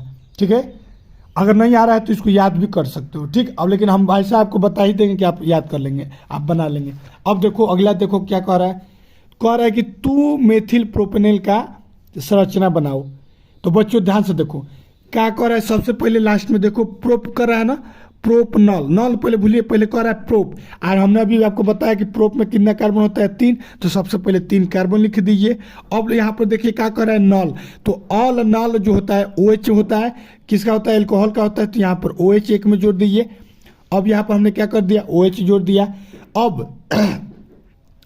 अब आगे वाला पे आते हैं। अब आगे वाला कह रहा है 2 मेथिल, तो आगे वाला 2 मेथिल कह रहा है ना बच्चों, यानी इसका कहने का मतलब ना कि जो दूसरे नंबर पे है, कार्बन के दूसरे नंबर पर उस पर क्या है, मेथिल है, वो हो गया। अगर 1 मेथिल देता या मेथिल प्रोपेनल देता तो किसी इस वाले कार्बन पे या इस वाले कार्बन पे हमारा क्या होता, एक मेथिल का बनाते हैं। तो मेथिल यहाँ देखिए दूसरे नंबर पर हो गया, एक और कार्बन जोड़ दीजिए और वहाँ पर ये CH3 जो होता है हमारा मेथिल होता है, तो यहाँ मेथिल का फॉर्मूला हो गया C4। और उसके बाद जो आप इसको क्या कर देंगे, पूरा स्ट्रक्चर तैयार। अब उसकी बाइंड को डाल दीजिए, hydrogen hydrogen hydrogen hydrogen hydrogen hydrogen 4 4 4 4 पूरा कर दीजिए। तो इस प्रकार से हमारा बनेगा। ठीक, अब अगला प्रश्न देखो ध्यान से, इसको समझना। अब ये देखोगे तो आप समझ जाओगे। कह रहा है कि 2 डाई मेथिल है, 2 डाई मेथिल है और ब्यूटेनॉल है। इसका क्या बनाना है, चित्र बनाना है। तो इसमें सबसे पहले देखो क्या कर रहा है, ब्यूटेनॉल। तो ब्यूटेनॉल का कितना होता है, 4 होता है। यहाँ से कार्बनों की संख्या कितना होता है, यहाँ से देखो ब्यूट मतलब 4, पेंटा बोलेगा तो 5। यहाँ पर क्या बोला है, ब्यूटेनॉल। तो सबसे पहले 4 कार्बन बनाओ, 1 2 3 4। अब इसमें नाल बोल रहा है तो एक में OH जोड़ दो। अब हो गया ये वाला पार्ट खत्म। अब हम लोग का बच रहा है आगे, कह रहा है कि 2 डाई मेथिल है, 2 डाई मेथिल है। यानी इसका मतलब ये हुआ कि जो हमारा जो कार्बन है कितना, 4, कार्बन के दूसरे नंबर पे हमारा क्या है, 2 डाई मेथिल है। तो यहाँ एक कार्बन के दूसरे नंबर पे, इधर से भी कार्बन के दूसरा नंबर ले सकते हैं। तो हमने यहाँ इधर से लिया तो ये दूसरा हो गया, ये भी दूसरा कहलाएगा इधर से, तो किधर से भी आप बना सकते हैं। तो हमने इधर से ले लिया कार्बन। अब यहाँ पर क्या कर रहे हैं, 2 मेथिल है, तो इस कार्बन पे एक और मेथिल, यहाँ पर देखिए CH3 CH और यहाँ पर एक हमारा C है CHH, इसको जोड़ दिया। ठीक है बच्चों, तो यहाँ पर एक मेथिल हो गया, यहाँ पर एक मेथिल हो गया। अब ये जो है CCC, अब जो है जहाँ उसकी स्ट्रक्चर पूरा कर दो। यहाँ पर 4 पूरा कर दो, एक H, यहाँ पर एक ऑलरेडी एक ये है, एक लिए ले आए, तो यहाँ पर 2 हाइड्रोजन हो जाएगा। और यहाँ पर देखो C है तो इसके साथ एक जुड़ा है, तो इसको और 3 चाहिए, तो 3 हाइड्रोजन, जितना बचेगा सब हाइड्रोजन जुड़ जाता है। ठीक है बच्चों, आशा करता हूँ अब आपको यही समझ में आ गया होगा।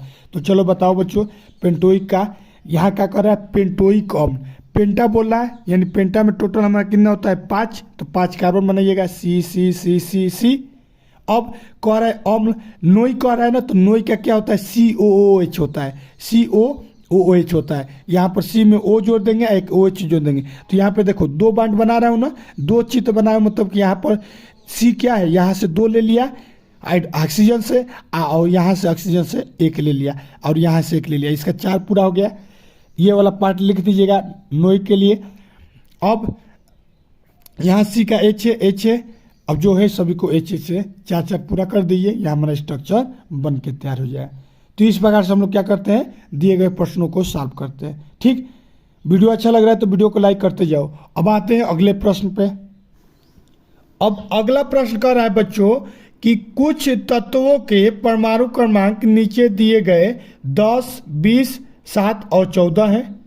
तो बताना है कि तत्वों को पहचानो, आवर्त सारणी में इन तत्वों की समूह व आवर्त पहचानो। 2 चीज पूछा है, ये हमको 4 नंबर में पूछा गया था और इस साल भी आएगा। तो आप कैसे लिखिएगा देखिए, यहाँ पर A नंबर कह रहा है, ऐसे लिखिएगा, उत्तर में सजा के लिखिएगा, किसका किसका निकालना है, 10 का, 20 का, 7 का, 14 का। ठीक, यहाँ उत्तर लिख के आप यहाँ पर देखिएगा A ऐसे क्रम में लिखिएगा, पहला लाइन में लिखिएगा परमाणु क्रमांक। परमाणु क्रमांक किसका किसका निकालना है, 10 दिया है ना, 20 का निकालना है, उसी प्रकार सभी का लिखिएगा। फिर लिखिएगा तत्व का नाम, तत्व को पहचानना है ना, तो लिखिएगा तत्व का नाम। तो 10 नंबर परमाणु क्रमांक किसका है, नियोन का है, यानी लिख दीजिएगा नियोन। ठीक है बच्चों। फिर पूछ रहा है कि आवर्त सारणी में इसका समूह क्या है। तो बच्चों जो ये समूह है एकदम 18वां समूह है, यानी नोबल गैस है, तो ये हमारा लिखेगा 18 नंबर। आवर्त जो है 1 नंबर है, टोटल आवर्त हमारे 7 हैं, तो किस आवर्त में है, तो 2 में है, तो लिखिएगा 2। ठीक है बच्चों, इतना लिखिएगा। अब आगे देखिए, बी नंबर कह रहा है परमाणु क्रमांक दिया है 20, लिखिएगा तत्व का नाम कैल्शियम। समूह जो है इसका 2 है, पहला नहीं दूसरा में है। आवर्त जो है हमारा चौथा में, आवर्त यानी 7 जो है उसमें। समूह हमारा कितना है, टोटल 18 है।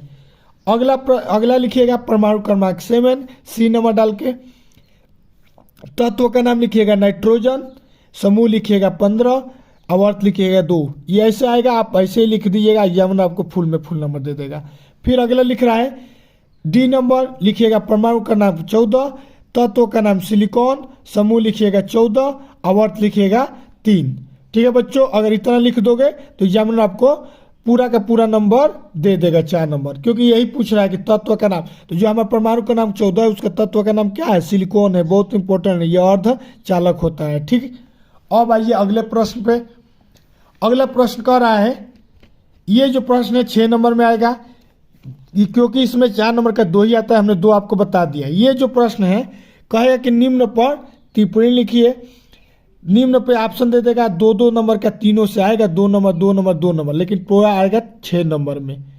कह रहा है कि संयोजन अभिक्रिया क्या है, इसके बारे में लिखना है। संक्षारण क्या है, इसके बारे में लिखना है। भर्जन क्या है, इसके बारे में लिखना है।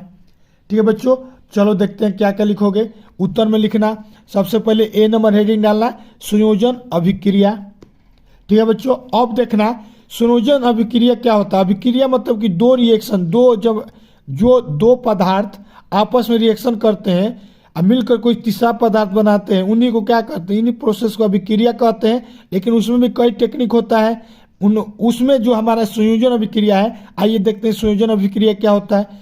तो संयोजन अभिक्रिया जो होता है वह रासायनिक अभिक्रिया है जिसमें 2 या 2 से अधिक प्रकार के पदार्थ मिलकर परस्पर जुड़ के केवल एक ही प्रकार के अणु बनाते हैं। ये देखिए संयोजन अभिक्रिया में ये होता है ना कि 2 अणु मिलेंगे, 2 पदार्थ आपस में मिलेंगे, एक तीसरा बनाएंगे, इसके अलावा दूसरा चीज नहीं बनाते हैं, कोई अलग से उसका अलग पार्ट नहीं होता है, दोनों आपस में मिल के एक पदार्थ बनाते हैं, उसी को कहते हैं संयोजन अभिक्रिया।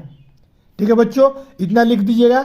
उसके बाद उदाहरण के लिए बोल दीजिएगा, जैसे सोडियम और क्लोरीन, Na का मतलब होता है सोडियम और Cl का मतलब होता है क्लोरीन, जब आपस में जलते हैं तो सोडियम क्लोराइड बनाते हैं। इसके अलावा कोई और दूसरा एलिमेंट पदार्थ नहीं बनाते हैं, दोनों मिलकर आपस में क्या हो जाते हैं, एक हो जाते हैं, संयोजित हो जाते हैं, उसी को कहते हैं संयोजन अभिक्रिया। तो ऐसे लिख दीजिएगा 2Na + Cl2, और जब आपस में रिएक्ट करते हैं, जलते हैं, तो क्या होता है 2NaCl सोडियम क्लोराइड बनता है। इसका नाम नीचे लिख दीजिएगा, इसका क्या करना है, संरचना जो है ऐसे लिख दीजिए, इसको याद कर लीजिए, बहुत इंपॉर्टेंट है। उसी प्रकार देखिए अगला कह रहा है, एक और एग्जांपल दे दीजिएगा कि जैसे कार्बन मोनोऑक्साइड, CO किसको कहते हैं, कार्बन मोनोऑक्साइड को, मोनो को, और CO2 कार्बन डाई को कहते हैं। ठीक, इतना याद रखिएगा। तथा क्लोरीन की क्रिया से क्या बनता है, कार्बोलिक क्लोराइड COCl2 बनता है। ऐसे लिख दीजिएगा CO + Cl2 डैश ऐसे लगा के तीर COCl2, नाम लिख दीजिए कि ये क्या है, कार्बन मोनोऑक्साइड है, ये क्या है, क्लोरीन है, जब आपस में रिएक्शन करते हैं तो कार्बोक्सिल क्लोराइड बनता है। ये वाला हमारा चित्र बना दीजिएगा। यहाँ से आपसे एग्जामिनर कितना नंबर देगा बच्चों, 2 नंबर। जैसे लिखा हूँ वैसे इसी राइटिंग में लिखिएगा, इसी मेथड से लिखिएगा, आपको एग्जामिनर फुल दे देगा। ठीक है बच्चों। अब दूसरा नंबर क्या कर रहा है, संक्षारण, और तीसरा नंबर भर्जन को देखते हैं। ठीक है बच्चों। अब यहाँ पर देखिए संक्षारण, देखिए क्या कह रहा है, संक्षारण हेडी डालेंगे। संक्षारण क्या होता है बच्चों, जो हमारे आपके घर में भी लोहा होगा, हर किसी के घर में होगा, आपकी गाड़ी होगा, मशीन होगा, कई पार्ट होते हैं लोहे के बने होते हैं, आपके घर लोहे के पार्ट होगा, लोहे का पार्ट नहीं होगा तो चांदी तो होगा ही आपके घर में। तो ये सभी क्या होते हैं ना, जब हवा के कांटेक्ट में आते हैं, हवा मतलब वायु के कांटेक्ट में आते हैं, तो क्या होता है उसमें नमी होता है, हल्का हल्का क्या होता है नमी होता है, पानी की कणें उसमें होती हैं।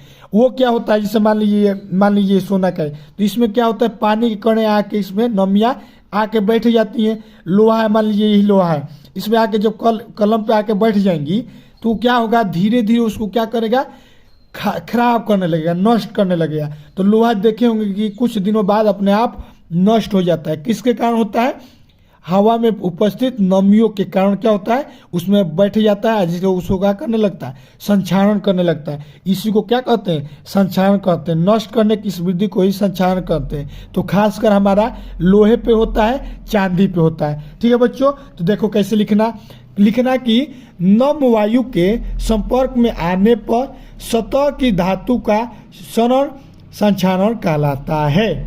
ठीक है बच्चों, इतना लाइन लिख दीजिएगा। उसके बाद लिखिएगा एग्जाम्पल के लिए और दूसरा पॉइंट लिखिएगा कि यह एक ऑक्सीकरण प्रक्रम है। ये जो प्रक्रम है क्या होता है, ऑक्सीकरण प्रोसेस है। ये पेन है, इसमें कण बैठ जाएंगे और कण बैठने के बाद इसमें क्या होता है, ऑक्सीजन मतलब ओ वाला जो प्रोसेस होता है, ओ का लेन देन करने के कारण क्या होता है इसमें संक्षारण होने लगता है। धीरे धीरे धीरे धीरे होके कुछ सालों में पूरा वो नष्ट हो जाता है। ठीक जैसे कि जंग लगना किसमें, लोहे में, चांदी का बदरंग होना, चांदी का रंग देखे होंगे क्या होता है, बदरंग हो जाता है। यानी ये सब किसके कारण होता है, संक्षारण के कारण होता है। तो अब बताइए इसके लिए रोकने के लिए क्या किया जाता है। तो हम लोग क्या करते हैं, लोहे की संक्षारण की सुरक्षा के लिए हम इसे पेंट करते हैं, तेल लगाते हैं या ग्रीस लगाते हैं। ग्रीस लगाएंगे या तेल लगा देंगे और उसको पेंट कर देंगे तो उसका संक्षारण क्या हो जाएगा, कम हो जाएगा। रुकेगा तो नहीं लेकिन उसकी सुरक्षा होगी। जहाँ 1 साल में होना था वो क्या होगा, 2 साल में होगा। ठीक है बच्चों, अब आओ सी नंबर पर हमारा पूछ रहा था कि वर्जन क्या है। वर्जन पर टिप्पणी डालिए। तो देखिए वर्जन क्या होता है इसे समझ लीजिए, उसके बाद कैसे लिखना। आप रोड बनते हुए देखे होंगे, तो रोड जहाँ बनता है उसमें गिट्टी देखे होंगे, गिट्टी को उसमें डाला जाता है और क्या होता है उसमें गिट्टी को गर्म किया जाता है, आपस में मिलाया जाता है, किसके साथ, कर्तर के साथ। ठीक, तो अब उसमें मिलाएंगे किसमें, कम ताप पे देखेंगे वहाँ पर क्या होता है थोड़ा सा आग दिया जाता है, नीचे से क्या होता है टेम्परेचर दिया जाता है। तो वही क्या होता है, कम ताप पर 2 पदार्थों को आपस में जब मिलाया जाता है तो उसी प्रोसेस को वर्जन कहते हैं। ठीक है, तो यहाँ समझो कैसे लिखना है। ऐसे लिखना, इसको लिखना कि संदृत अयस्कों को अकेले या किसी अन्य पदार्थों के साथ मिलाकर उसे गलनांक के नीचे निम्न ताप पर वायु की नियंत्रित ताप की मात्रा में गर्म करने की क्रिया ही भर्जन कहलाता है। कहने का मतलब ये हुआ ना कि कम ताप में 2 पदार्थों को या एक पदार्थों को आपस में मिला के निम्न ताप में हवा रहना चाहिए, हवा की सहायता से उसको मिलाने के प्रोसेस को ही क्या कहते हैं, भर्जन कहते हैं। ठीक, जो भर्जन क्रिया भी होता है वो क्या होता है हमारा ऑक्सीकृत होता है, यानी ऑक्सीकरण प्रोसेस इसमें भी होता है जैसे संक्षारण में होता है। ठीक है बच्चों, तो इस प्रकार से लिख दीजिएगा, एग्जामिनर आपको 2 नंबर दे देगा। तो हमने यहाँ से अपने केमिस्ट्री में पूछे जाने वाले महत्वपूर्ण क्वेश्चन बता दिया। अब देखिए बायोलॉजी से जो पूछा जाता है कौन कौन से हैं। तो देखो बच्चों, बायोलॉजी हमारा जो होता है उपखंड नंबर ग होता है। इसमें हम हमारा कितना नंबर का आता है, 4 नंबर का 3 क्वेश्चन आता है, 12 नंबर ये हो गया, और 6 नंबर का 1 क्वेश्चन यहाँ से आता है, यानी 6 नंबर ये हो गया, यानी टोटल 18 नंबर उपखंड नंबर ग से आता है। ठीक, तो यहाँ से अब 18 नंबर देखना चाहते हैं, अगर इसको भी लास्ट में देखेंगे लास्ट तक तो आराम से यहाँ से अब 18 नंबर उठा लेंगे। तो चलिए देखिए, सबसे पहले प्रश्न देखिए कौन कौन से इंपॉर्टेंट प्रश्न है। कह रहा है कि रंध्रों के खुलने व बंद होने की प्रक्रिया का चित्र सहित बताइए। तो जो बच्चों रंध्रों जो होता है पौधों में उसको कैसे खुलता है वही हमको बताना है। तो ये देखिए बच्चों, ये हमारा क्या है, ये हमारा चित्र है। पहले चित्र समझो। ये हमारा जो रंध्र है इसमें एक गार्ड सेल होता है, ऐसे लिखिएगा ये हमारा क्या है, गार्ड सेल है। अब ये हमारा क्या है, उसका गार्ड सेल जो होता है, रंध्र जो होता है कैसे खुलता है कैसे होता है। तो ये देखिए, ये तीर दिख रहा है, ये हमारा क्या है, ये जो नली दिख रहा है ये हमारा क्या है, ये हमारा सेल है। अब ये जो हमारा इसमें क्या होता है, जब प्रेशर आता है, क्या होता है बच्चों, यहाँ पर देखिए प्रेशर आता है। प्रेशर जब इसमें क्या होता है, जब पानी यहाँ पर जब इस वाले बीच वाले पार्ट में जब क्या होता है, मैक्सिमम इसमें वाटर भरता है, नहीं तो पोटासियम भरता है। जब वहाँ पर पोटासियम या वाटर जब भरता है तो जैसे फुलावना होता है, उसमें जब पानी भरेंगे अंदर से तो क्या हो जाएगा, फूल जाएगा। तो ठीक उसी प्रकार ये इसमें जब के पोटासियम इन होता है यानी अंदर जाता है, तो ये देखिए ये बंद है अभी, जब इन होगा तो क्या हो जाएगा, खुल जाएगा। ठीक है बच्चों, तो यही हमारा क्या होता है, जब पोटासियम अंदर जाता है तो खुल जाता है, और जब अंदर या पानी जब बाहर निकल जाता है तो क्या होता है, दब जाता है। तो ऐसे ही लिख देना कि रंध्रों के खुलने और मुड़ने का ऐसे चित्र बनाइएगा, 2 गोला बनाइएगा। ये हमारा क्या है, सेल है। सेल में हमारा क्या है, यहाँ पर प्रेशर एक में ऊपर दिखाइएगा, जब प्रेशर दबने लगता है तो ऊपर के प्रेशर हो जाता है, तो ऊपर के प्रेशर होता है तो ये खुल जाता है, और जब ये प्रेशर दाबता है जब इसमें पानी क्या होता है, आउट हो जाता है। तो ठीक, अब आइए कैसे लिखेंगे, ऐसे लिखिएगा, प्रश्न में से लिखिएगा कि रंध्रों के बंद होने तथा खुलने की क्रिया उनकी गार्ड सेल की स्फीति दशा तथा स्लट दशा पे निर्भर करता है। देखो स्फीति दशा ये है जब पोटासियम अंदर हो रहा है, ठीक, और स्लट दशा यह है जब वो आउट हो रहा है। ठीक, तो ये समझ में आ गया, ऐसे लिख दीजिएगा। अब अगले लिखिएगा कि जब गार्ड सेल स्फीति दशा में होता है तो क्या होता है, छिद्र खुल जाता है। छिद्र जो होता है क्या होता है, खुल जाता है जब पोटासियम इन होता है तो। ठीक, और जब स्लट दशा में होता है तो क्या होता है, तब वो बंद हो जाता है। ठीक है बच्चों, 2 दशा बताया, ये वाला दशा स्लट है, ये वाला हमारी जो दशा है क्या है, स्फीति दशा है। दोनों का चित्र बना दीजिएगा। और आगे लिखिएगा, अतः जब पोटासियम अंदर जाता है तो वो फैल जाता है, तथा जब पोटासियम या वाटर बाहर आता है तो वो सिकुड़ जाता है यानी बंद हो जाता है। ठीक है बच्चों, इतना लिख देंगे तो आप समझ गए ना रंध्रों का उपयोग क्या होता है। ठीक, ये प्रश्न हमारे 4 नंबर में पूछा था। अब अगला प्रश्न देखिए बच्चों, जो प्रश्न है हमने खुद से सिलेक्ट किया है, जो हर साल आया है। कह रहा है यहाँ पर अगला प्रश्न कि वातावरण में कार्बन डाइऑक्साइड स्तर को नियंत्रण करने के लिए कुछ उपाय का सुझाव बताइए।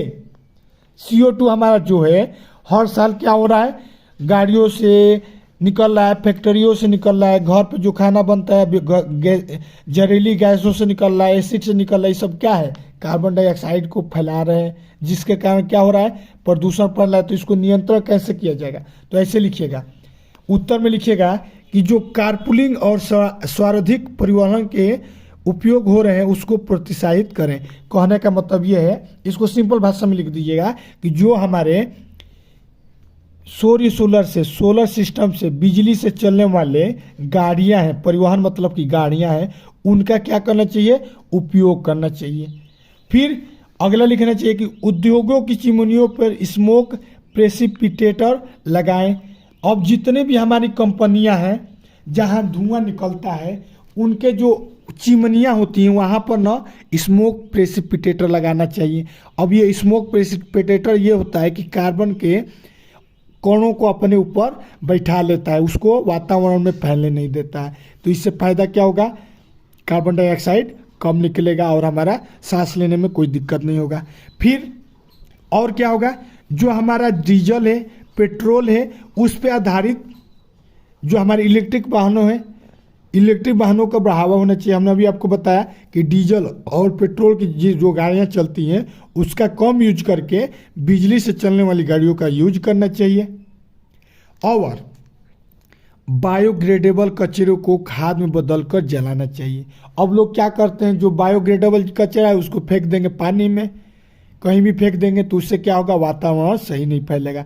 तो हमको क्या करना चाहिए, उसको खाद में कन्वर्ट करा के खाद का यूज करना चाहिए। और क्या लिखना भाई, लिखना कि पेड़ की कटाई कम करके इसकी रोपण करना चाहिए। पेड़ जो है उसको लगातार लगाइए, पेड़ की कटाई कम कर दीजिए। ठीक है बच्चों, और लिखिएगा आगे कि जो उपयोग हो जाने वाली गैस ईंधन है उसका कम उपयोग करना चाहिए। कहने का मतलब ये है कि जो इंजन है हमारा, ईंधन जो होता है, जो हर साल जो हमारे घर पे गैसें हैं, ये सब क्या है, एक ना एक दिन कोयला वोयला गैस सब खत्म हो जाएगा, क्योंकि एक लिमिट मात्रा में। लेकिन सोलर एनर्जी, विंड एनर्जी सब क्या होगा, कभी खत्म नहीं होगा। हवा कभी खत्म होगा नहीं होगा, यहाँ पर सोलर, सूर्य से रोशनी खत्म होगा नहीं होगा। तो उस सब का चीज़ों का हम लोग क्या करना चाहिए, यूज करना चाहिए। और जो गैसें जहरीली है उनका उपयोग कम करना चाहिए या न मात्रा में करना चाहिए।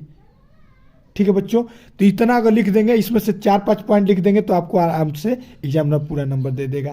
ठीक है बच्चों, अब आओ अगला प्रश्न क्या कह रहा है। 4 नंबर में 3 आता है।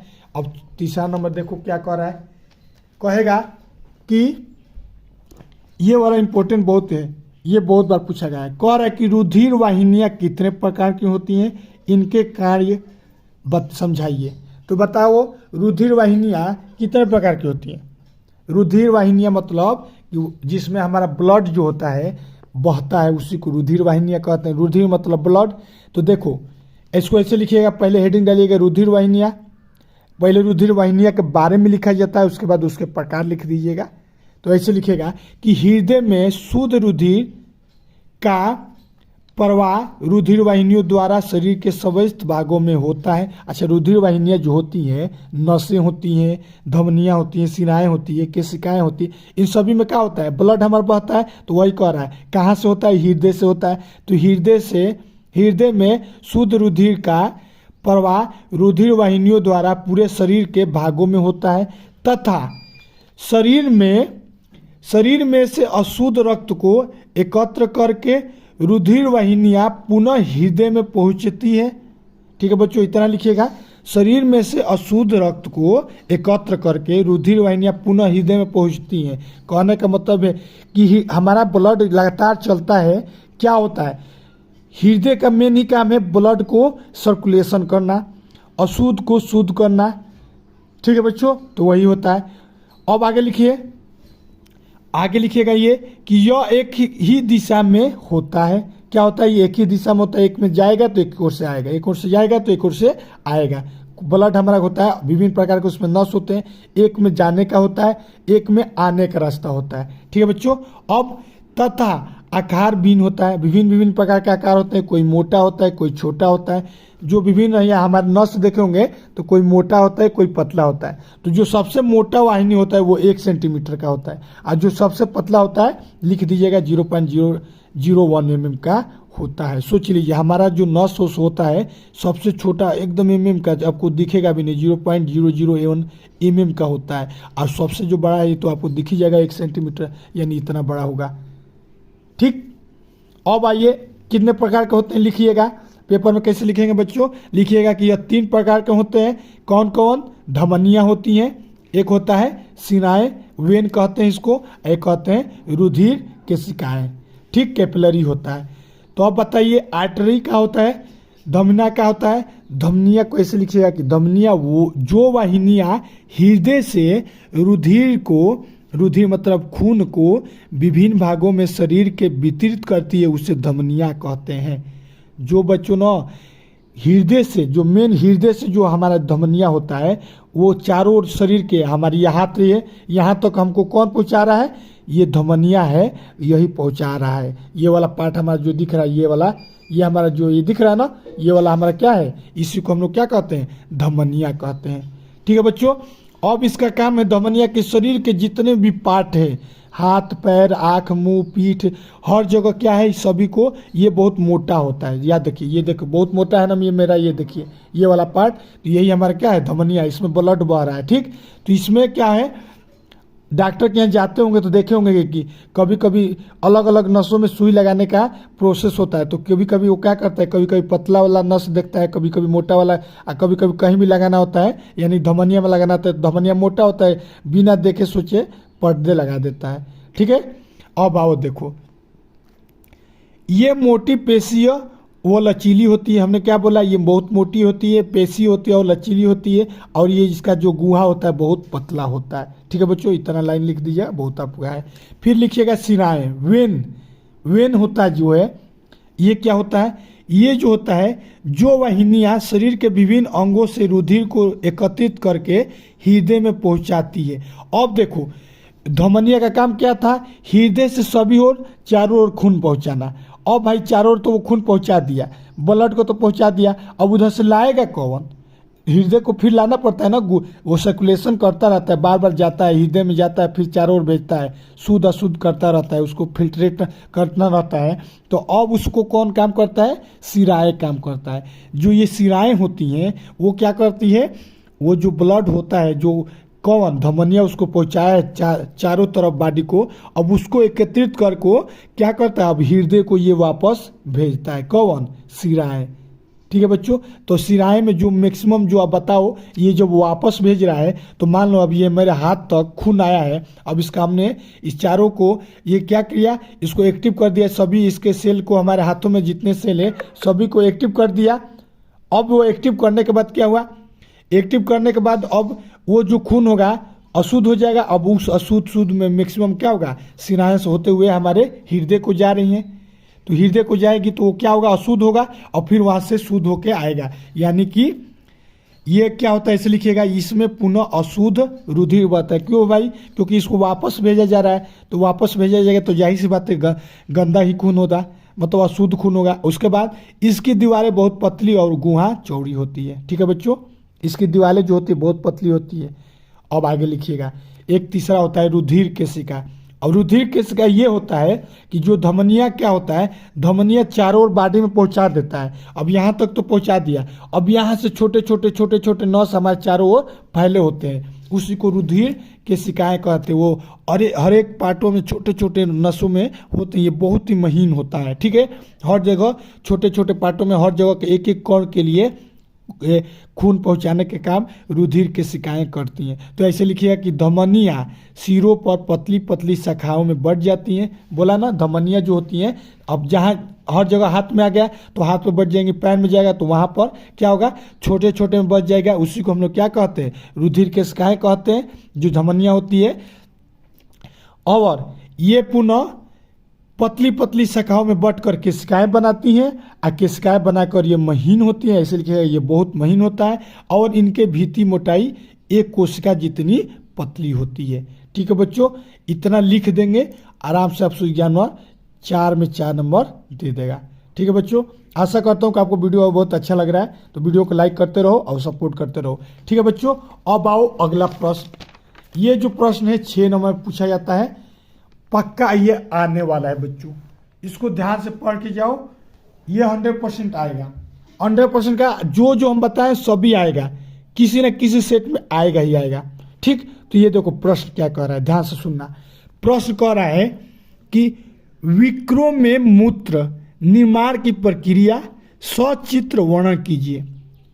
ठीक है बच्चों, उत्तर देखिए कैसे लिखा जाएगा। विक्र जो होता है हमारा, किडनी जो होता है, उसमें मूत्र कैसे निर्माण होता है उसी के बारे में बताना है।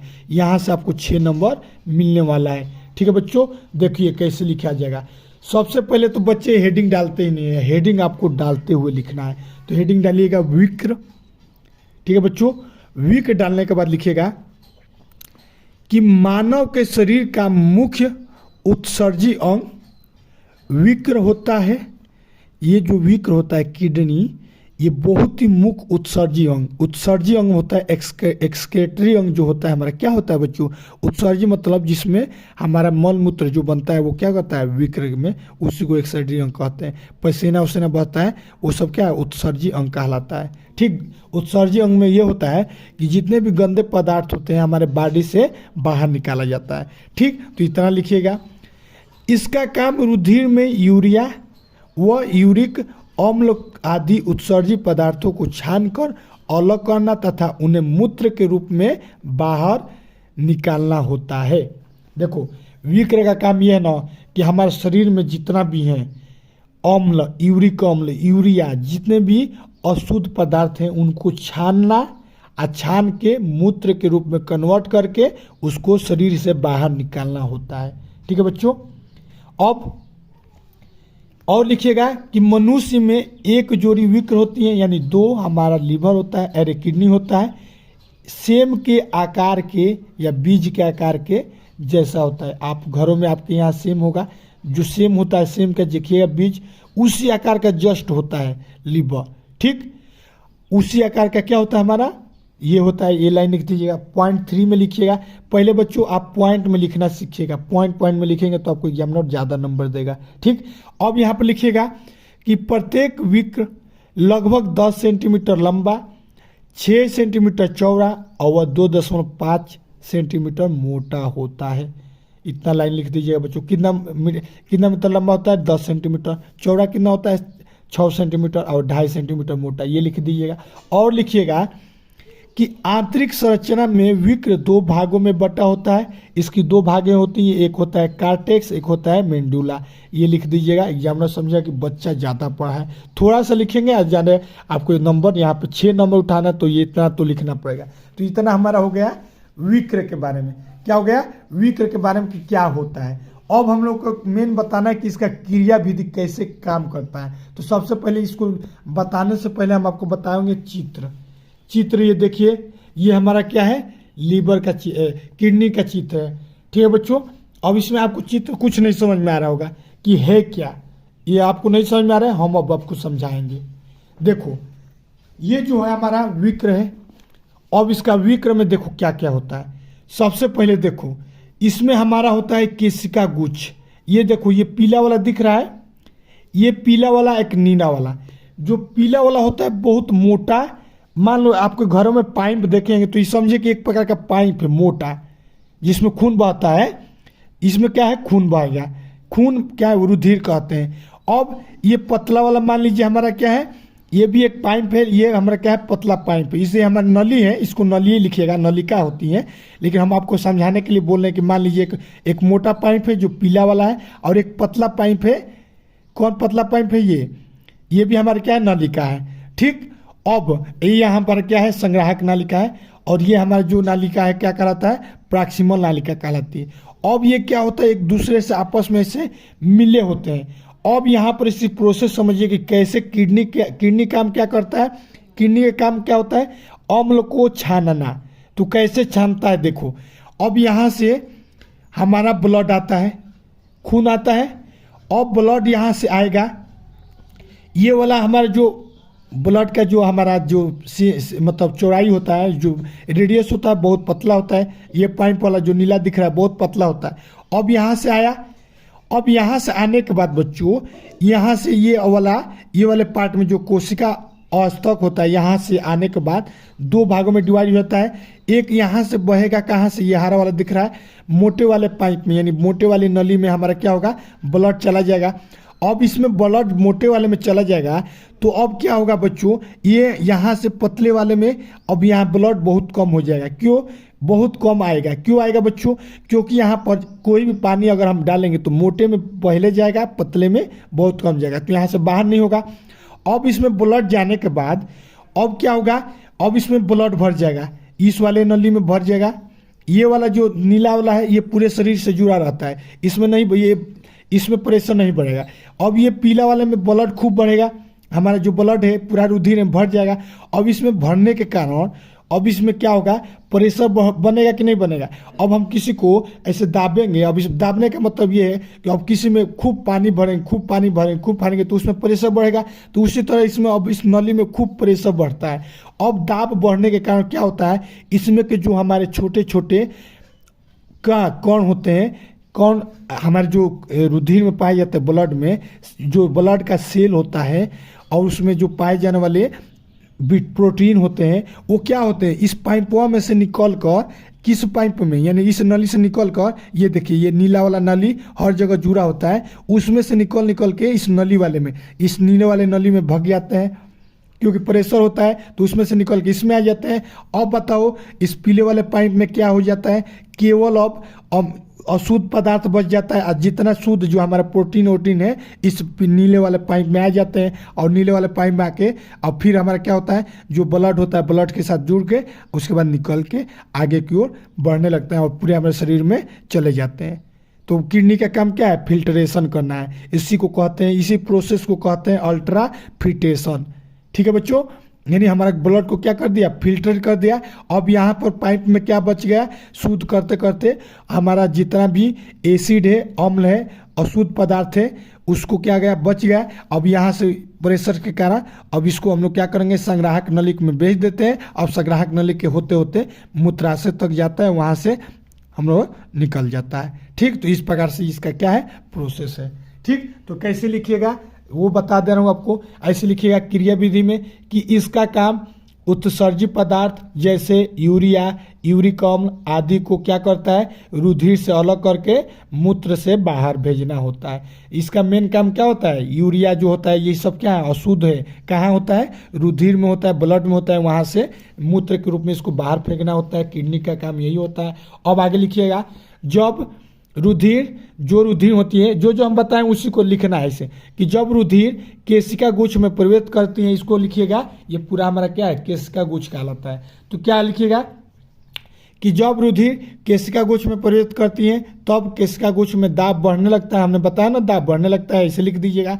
और थर्ड नंबर लिखिएगा, पॉइंट टू पॉइंट लिखिएगा कि दाब बढ़ने के कारण केशिका गुच्छ में उपस्थित रुधिर के प्रोटीन और केशिका उन्हें छोड़कर केशिका गुच्छ के पतली भित्ति में छन कर चले जाते हैं। हमने आपको बताया ना, छन के बाहर चले जाते हैं। अब क्या होता है, छने हुए जो द्रव होते हैं अधिकांश क्या होते हैं, जल में घुलनशील होते हैं और अन्य घुलनशील पदार्थ जैसे यूरिया, ग्लूकोज, यूरिया क्या होते हैं, आदि रहते हैं। अब उस नली में क्या बचेगा, यूरिया बचेगा। अब उसको क्या करते हैं, छने हुए क्रिया को ही हम लोग क्या कहते हैं, अति सूक्ष्म निस्पंदन कहते हैं। ये भी लिख दीजिएगा। अब जो हम लोग ये इसमें क्या हुआ, एक प्रकार का क्या है, छननीय का ना काम कर रहा है। यहाँ से ब्लड आ रहा है, यहाँ से अशुद्ध ब्लड आ रहा है, यहाँ से शुद्ध ब्लड होके जा रहा है और इसमें से यूरिया निकल के संग्राहक नली से बाहर चला जा रहा है। ठीक है बच्चों, अब ये क्या हुआ, ऐसे लिख दिया कि जो छने हुए यूरिया हैं, अम्ल है, लवण है आदि हैं, विक्र में रह जाते हैं और इसे जिसे मूत्र कहते हैं। और मूत्र जो होता है, मूत्र किसे कहते हैं, वही यूरिया अम्ल को ही कहते हैं। तो जो मूत्र होता है हमारा, मूत्र विक नलिका के संग्राहक नली में होता है, गुजरते हुए कहाँ तक जाता है, मूत्रवाहिनी तक जाता है और वहाँ से वो क्या होता है, मूत्राशय में पहुँच जाता है। उसके बाद वो बाहर निकाल दिया जाता है। ठीक है बच्चों, अगर इतना लिख देंगे एग्जामिनर आपको 6 में 6 नंबर पक्का देगा। ठीक है बच्चों, तो इस प्रकार से हमने आपको एक पूरे मॉडल सेट के बारे में बता दिया। एक भी क्वेश्चन आपको छोड़ा नहीं हूँ, लास्ट तक शुरू से लेकर अंत तक आपको एक एक क्वेश्चन बताया हूँ। अगर आप लास्ट तक एक एक क्वेश्चन देखे होंगे तो पक्का आप बाकी बच्चों से तुलना में अच्छा प्रश्न करके आएंगे, उनके तुलना में अच्छा प्रश्न अच्छा लिख के आएंगे, अच्छा चित्र बना के आएंगे। और हमारा वीडियो जो हमने आपको बताया है, कमेंट करके बताओ कि अच्छा लगा कि बुरा लगा, समझ में नहीं क्या नहीं आया, सभी के सभी बताओ। और किस टॉपिक पर तुमको वीडियो चाहिए हम आपको पक्का बताएंगे। ठीक, मिलते हैं नेक्स्ट वीडियो में, तब तक के लिए जय हिंद, जय Bharat. Let it bang, bang.